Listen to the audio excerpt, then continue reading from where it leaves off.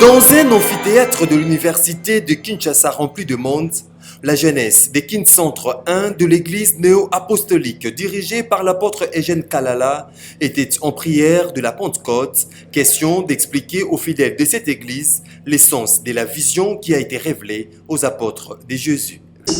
Tout le monde essaie de faire des choses qui plaisent à l'homme. Plus que vous avez des likes, plus que ça veut dire que vous êtes aimé par tout le monde. Quand on est moins, vraiment, on n'est pas content, ce n'est pas. Et qu'est-ce qui fait Dieu dans tout cela? Pour les enfants de Dieu, nous les pierres vivantes, nous espérons, nous voulons de plaire à Dieu plutôt qu'à l'homme. C'est ça qui est le plus important. C'est ça qui est le plus nécessaire et c'est ça qui va avoir plus d'impact sur ta vie et ma vie que d'autres choses. Ça ne veut pas dire seulement il est dans notre cœur, il est dans notre âme, il est actif dans ton âme et mon âme. C'est-à-dire qu'il travaille, il fait quelque chose. Quelques coordonnateurs de la jeunesse présents à cette prière de la Pentecôte n'ont pas manqué de placer un mot. Ce grand service divin de la jeunesse est organisé chaque année.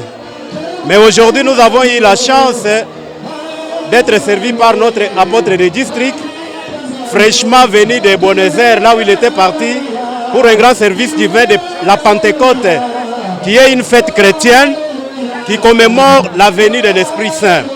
Il nous a transmis ce qu'il avait reçu auprès de l'apôtre patriarche. Kin Centre 1 aujourd'hui, la jeunesse de Kin Centre a été servie fraîchement par l'apôtre de district. Je pense que c'est ce qui fait notre fierté et notre joie au jour d'aujourd'hui.